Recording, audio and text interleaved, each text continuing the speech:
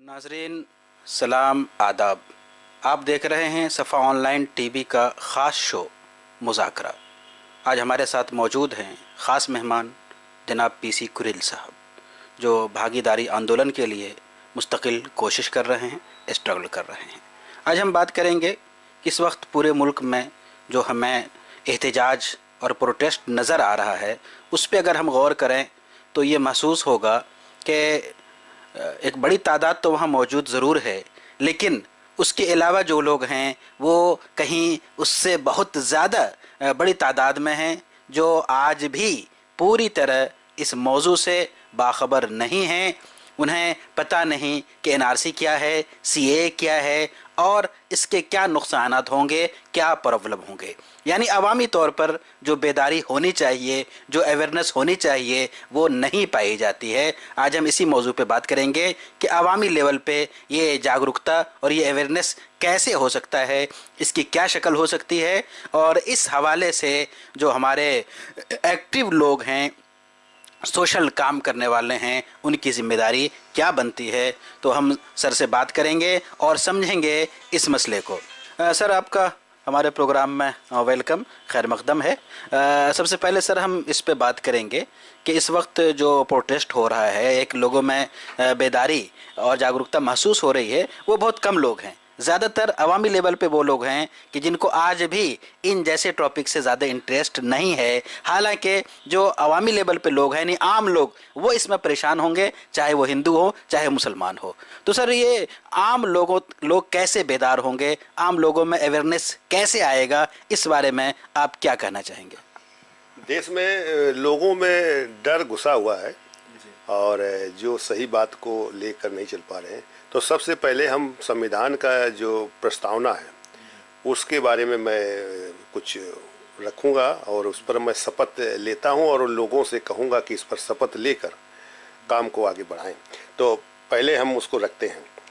हम भारत के लोग भारत को एक संपूर्ण प्रभुत्व संपन्न समाजवादी पंथ निरपेक्ष लोकतंत्रात्मक गणराज्य बनाने के लिए तथा उसके समस्त नागरिकों को न्याय, सामाजिक, आर्थिक और राजनीतिक विचार, अभिव्यक्ति, विश्वास, धर्म और उपासना की स्वतंत्रता, प्रतिष्ठा और अवसर की समता प्राप्त करने के लिए तथा उस सब में व्यक्ति की गरिमा और राष्ट्र की एकता और अखंडता सुनिश्चित करने वाली बंधुता बढ़ाने के लिए दृढ़ संकल्प होकर हम संविधान को साक्षी मानकर देश का नाम भारतवर्ष लोकतंत्र एवं संविधान को संरक्षित बनाए रखने की शपथ लेता हूँ।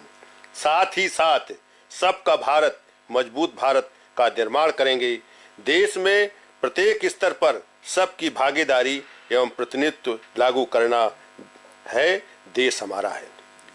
तो ये जो प्रस्तावना है ये उस चीज पर अंकित कर रहा है, देश की एकता और अखंडता के लिए। और देश की एकता अखंडता तभी हो सकती है जब देश में रहने वाले लोगों एक दूसरे के साथ भाईचारा हो और उनको हर स्तर पर प्रतिनिधित्व होने की स्थिति पैदा हो।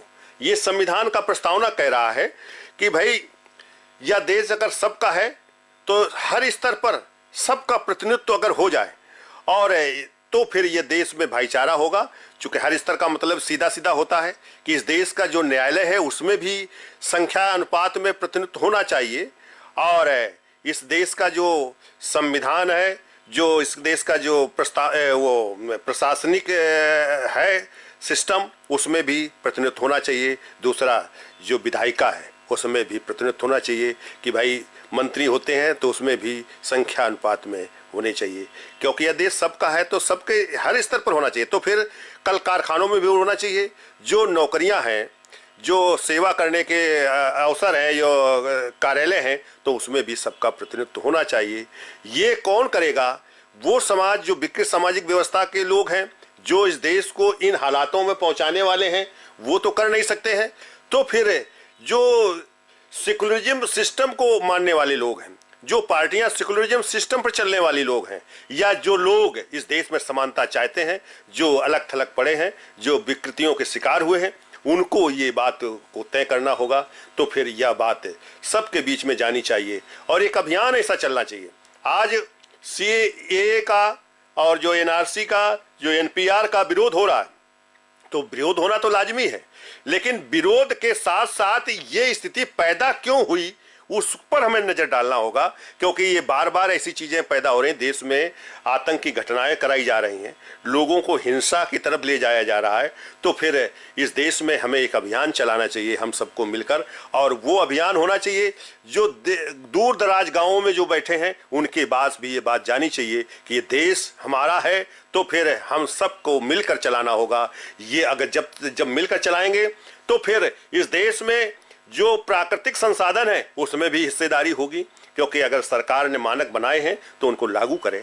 तो लागू करने के लिए फिर हर भूमिहीन किसान को जमीन देना होगा, और जमीन अगर वो नहीं दे रहे हैं तो फिर हमें इकट्ठा होकर अपने हिस्सा को लेना होगा, क्योंकि हिस्सा कोई देता नहीं है। जो हिस्सा लूट लेता है या हिस्से से जो बाहर कर देता है किसी को, तो दोबारा उसका हिस्सा नहीं मिलता है और उसको किसी न किसी घटनाओं में समाहित करते रहते हैं, और वो घटनाओं के लिए लड़ते रहते हैं लेकिन अपने हिस्से के लिए नहीं लड़ पाते हैं, अपने प्रतिनिधित्व के लिए नहीं लड़ पाते हैं, जिसके कारण में देश में स्थिति बन गई है कि आज वो देश के हिस्सेदार होते हुए भी हिस्सेदार नहीं है। सर, हमारा सवाल ये है कि अगर एनआरसी और सीएए लागू होता है तो पूरे मुल्क के, पूरी कंट्री के जो लोग हैं सबको परेशानी होगी, सबको लाइन में लगना होगा। ये एक बात है। दूसरी बात ये कि जो संख्या है, जो आइंदा के बारे में अंदेशा है कि अगर ये गवर्नमेंट ऐसा करती है तो ये परेशानी होगी, इसको लेके जो बेदारी होनी चाहिए, आपको क्या लग रहा है, वो बेदारी है या नहीं है? देखिए, बेदारी वो अभी तक नहीं बन पाई है। वो असली बात है, उसमें अभी तक जो इस देश का जो एक डिप्रेस्ड क्लास का है, जो दलित जिसे कहते हो, जो पिछड़ा समाज है, इसकी समझ में अभी तक वो चीज़ नहीं आ पाई है कि ये देश में जो हो रहा है उसके शिकार हम भी होंगे। आज उनको किसी तरह से वो विकृत मानसिकता का जो एक गिरोह है जो सरकार में बैठा है, तो वो ये बात लोगों को एहसास करा रहा है कि आपका कोई नुकसान नहीं है, आपका कोई नुकसान नहीं। यहाँ तक कि वो मुस्लिम समाज से भी, जो अल्पसंख्यक के लोग हैं, उनसे भी कह रहा है कि आपको कोई नुकसान नहीं। लेकिन नुकसान को देखा जा रहा है कि लगातार जिन्होंने जो भी काम किए हैं उसके तहत इन्होंने केवल समाज को, देश को नुकसान ही मिला है। चाहे वो नोटबंदी का मामला रहा हो, चाहे जो है जीएसटी का रहा हो, चाहे इस देश में जो है लोगों को एकता अखंडता का रहा हो, जो असम का जो मामला आया तो उसमें देखा जा रहा है कि एक क्लिक जो जारी हुई, तो एक बलिया का रहने वाला, कहीं उसके बाबा वहाँ गए होंगे मेहनत मजदूरी करने वाले, तो उसका प्रमाण न मिलने से कि ये कहाँ का रहने वाले हैं क्या है, तो जबकि बलिया में बहुत पहले चले गए थे, तो वहाँ के लोग भी उस समय के लोग नहीं हैं, वो उनकी डेथ हो गई, कुछ हो गया, तो वो चूँकि मजदूर था तो उसके बारे में कोई ऐसा जानकारी नहीं दे पाया, ना उसके कोई प्रमाण मिल पाया, तो वो उसको जो है डिटेंशन सेंटर में रखा गया। 4 महीने के बाद कोर्ट से आदेश मिला कि 10 साल बाद इनको नागरिकता दी जाएगी। तो ये जो इस तरह के जो हालात हैं, तो ये बड़ा जो है लोगों में असमंजस सी स्थिति पैदा है, और ये बात हमें उन दलित को और जो पिछड़ा समाज को है, जो घुमंतु साथी हैं, इन सबको समझाना होगा। इस देश के हर व्यक्ति को ये बात समझना होगा। उसमें केवल यही लोग नहीं है, उसमें सवर्ण भी फंसेगा, उसमें जो है इस देश में जाट और गुजर भी फंसेगा। तो इसलिए इन सबको हमें समझाना होगा, ये अभियान हमें चलाना चाहिए, और ये अभियान यहाँ के लोगों को ऐसा तय करना चाहिए, कोई स्ट्रक्चर तैयार करें, चाहे बस और गाड़ी का, जिसके दरें हम एक देश में निकालें, और उसके प्रतिनिधित्व के लिए, इस देश के हिस्सेदार बनाने के लिए अगर हम एक बात खड़ी कर दें, तो फिर इस देश का जो विकृत सामाजिक व्यवस्था का जो लोग हैं वो लोग समझौता करेंगे, जैसे उस समय बाबा साहब से समझौता किया था। जिस समाज की परछाई से लोग भागते थे, तो उस समाज को फिर आरक्षण की व्यवस्था दी थी, और वो व्यवस्था चली। लेकिन आज धीरे धीरे करके, चूंकि वो समाज के लोग, नेता और बुद्धिजीवी, वो उस लड़ाई को नहीं लड़ पाए, वो केवल आरक्षण के दायरे में रह गए, वो प्रतिनिधित्व के सवाल को नहीं समझ पाए। अगर वो प्रतिनिधित्व की बात उठाए होते तो इस देश में वो दलित समाज के लोग इस देश के नेता बने होते, और इस देश का प्रधानमंत्री दलित समाज से होता, और ये जो माइनॉरिटीज के लोग हैं और पिछड़े समाज के लोग हैं, ये लोग खुशहाल होते, इनको पूरा हक मिला होता। क्योंकि हम जब उसका मजा चखे थे, बाबा साहब के उस आंदोलन से दलितों ने मजा चखा, तो इस मजे को दूसरे के पास भी ले जाना चाहिए था, तो आज वो भी तवा ना होते, वो भी जाति के आधार पर जो उनका कत्ल होता ये ना होता। ये इसी से सब जुड़े हुए मुद्दे हैं, क्योंकि CAA और NRC और NPR ये मुद्दा कहीं अलग नहीं है। इस देश को फिर से वो उस विकृतियों के शिकार करने जा रहे हैं जो जिसे मनवाद कहते थे, या जिसे वो हिंदू राष्ट्र कहते हैं। हिंदू राष्ट्र जो कहते नहीं है, हिंदू राष्ट्र का मतलब है इस देश में लोगों को अलग थलग करके उस वर्ण व्यवस्था को कायम करना है। फिर से वो वही व्यवस्था लाना है कि ब्राह्मण, क्षत्रिय, वैश्य और इसके बाकी सभी शूद्र में अतिशूद्र, ये सभी को बनाना चाहते हैं। इसलिए उसका जो संविधान को तोड़ना चाहते हैं, संविधान के विरुद्ध काम कर रहे हैं। तो इसलिए हमें सबको इकट्ठा होकर हमें उस बातों को, बारीकियों को समझना चाहिए और बारीकियों को समझकर उस पर आंदोलन करना चाहिए कि देश हमारा है, तो फिर हम सब लोग इस देश को अपने आधार पर चलाएंगे, या देश हमारा है तो हम सब के लिए हो, हमें सबको विश्वास बने। सर, आपका ताल्लुक जिस कम्युनिटी से है उसमें और जो दिगर कम्युनिटी हैं, मुसलमानों में कहीं ना कहीं जागरूकता है, वो रोड पे आ रहे हैं, लेकिन जो दूसरे लोग हैं उनमें जागरूकता कम है। तो हम दूसरों की बात से बजाय अपनी कम्युनिटी के लिए, हम जिस कम्युनिटी से रहते हैं उसमें इस तरह की आंदोलन को बढ़ाया जाए, ये जागरूकता ज़्यादा पैदा किया जाए, इसकी क्या कोशिश आपकी तरफ से हो रही है? मेरी कोशिश उनके लिए ये हो रही है कि जो ये चीज़ अभी हमने कही कि विकृत सामाजिक व्यवस्था के कर रहे हैं, तो वो बार बार हम शेड्यूल कास्ट के बीच में जा रहा हूँ और पिछड़े के समाजों के बीच में जा रहा हूँ, मीटिंगें करता हूँ। अभी 26 जनवरी को जो है बरेली में बहुत बड़ा अभियान है, वहाँ जो है मैं 26 जनवरी को जा रहा हूँ। उसमें हम सारी चीज़ें ये कहूँगा और ये रखूँगा। इस देश में हम उनके खाली प्रतिनिधित्व के लिए ज़्यादा जोर दे रहे हैं कि प्रतिनिधित्व अगर इस देश में कायम हो और इसके लिए लड़ाई शुरू हो। ये जो CAA का है मामला, ये तो मामला चला है तो ये अपने आप से कमज़ोर हो जाएगा जिस दिन हम सही माने में समझ लिया कि ये देश हमारा है और हम देश के हैं, तो फिर देश में हमें हिस्सेदारी चाहिए, हमारा प्रतिनिधित्व चाहिए। सर, आप जो बता रहे हैं, जो नुमाइंदगी प्रतिनिधित्व की बात, वो तो एक लॉन्ग टर्म, एक लंबा प्लान है और एक लंबी लड़ाई है। लेकिन अभी जो करंट है CAA का और NRC का, जो पता नहीं कब शुरू हो जाएगा और कब उसका प्रोसेस शुरू हो जाए, तो इस पे जो करंट बेदारी होनी चाहिए और अवामी तहरीक चलनी चाहिए, इस बारे में आप क्या कहें?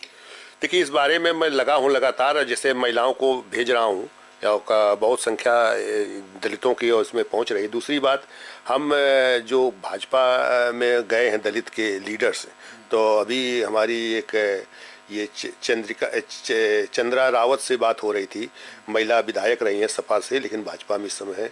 तो हमने ये बात कही तो उन्होंने कहा कि साहब आपसे मैं बात करूँगे और मैं इस आंदोलन में भागीदार बनूंगी। दूसरी बात है, हमें इस देश में जो इलाहाबाद में एक शंकराचार्य हैं, नाई समाज से हैं, लेकिन महिला हैं, चूँकि महिला हैं और नाई समाज तो इसमें दूर हो गया, महिला है, महिला से हैं, तो उनसे भी बात हुई तो वो भी इसमें समर्थन देने के लिए आ रही हैं। तो बहुत जल्द इसमें आएंगी, चूँकि हम चाहते हैं कि ये लोग ऐसे लोग आएँ जिनकी चेहरे से या उनकी आवाज़ से लोगों में मैसेज जाए, दलित को और पिछड़े को भी समझ में आवे, वो भी आंदोलन में भाग ले। तो अभी तो हम जितना अधिक से अधिक कर सकता हूँ उतना मैं कर रहा हूँ और उनको जागरूक कर रहा हूँ। लगातार मैं उसमें काम में लगा हूँ और मैं इस दोनों को साथ मिला कर कि CA का जो वर्तमान में जो आपके ऊपर परिणाम आएगा, जो जिससे कि आप आहत होंगे, तो इसको देखते हुए आप इस आंदोलनों में भाग लें।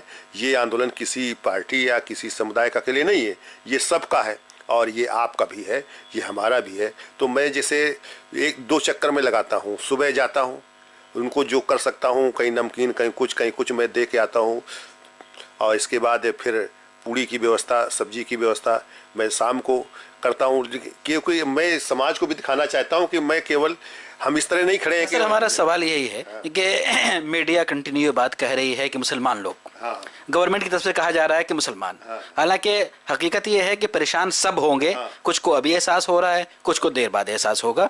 तो जो मुसलमानों के अलावा अदर कम्युनिटी हैं, क्या उनके जो बड़े लोग हैं, महान लोग हैं, उनको इस तरह के प्रोटेस्ट का खुल के समर्थन नहीं करना चाहिए, ताकि लोगों को लगे कि सिर्फ मुसलमान नहीं है बल्कि अदर कम्युनिटी के लोग भी प्रोटेस्ट कर रहे हैं?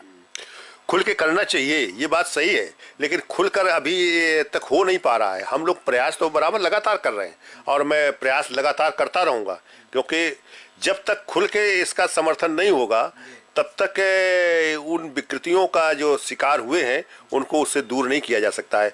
ऐसे जैसे अब ये सीए और एनआरसी और जो एनपीआर लगाने की बात है, तो अभी तो सीए की बात चल रही है, तो अब इसमें काफ़ी कुछ उनमें मनोबल डाउन हुआ है, क्योंकि यहाँ अकेले नहीं हो रहा है, विदेशों में भी हो रहा है।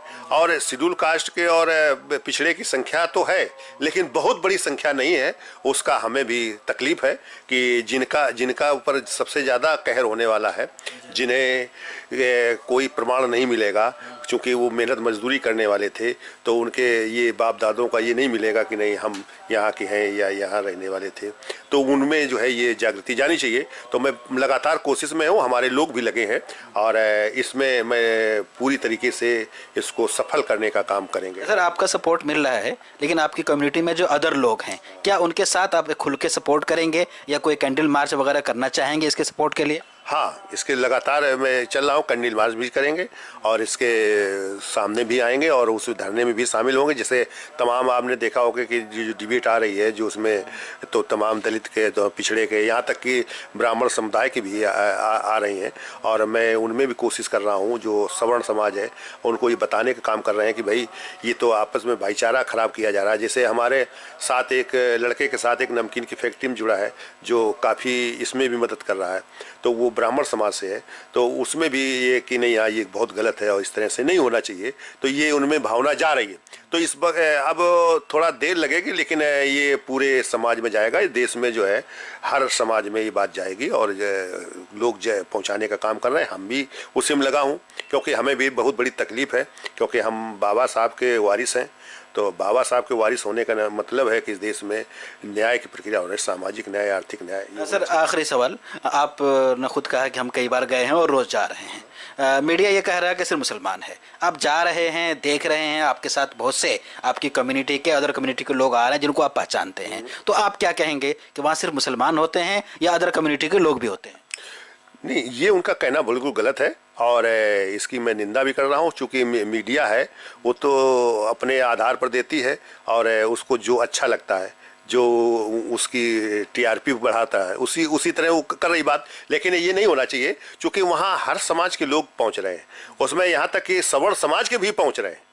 और हमारे मित्र हैं संदीप पांडे, जो प्रोफेसर बनारस में रहे हैं, विजिटिंग प्रोफेसर, और उनको इस सरकार ने हटाया था, वो भी लगातार जा रहे हैं और इस तरह से तमाम लोग जा रहे हैं और वो गलत कह रहे हैं और ऐसा नहीं कहना चाहिए। और मैं ये जरूर आश्वस्त कर रहा हूँ कि यह सबका आंदोलन बनेगा, यह सबका आंदोलन है और हम सब लोग इसको लड़ेंगे और हम उस मंजिल तक पहुँचेंगे कि सीए वापस हो और एनआरसी का जो प्रस्ताव है वो पेंडिंग होना चाहिए, ख़त्म होना चाहिए।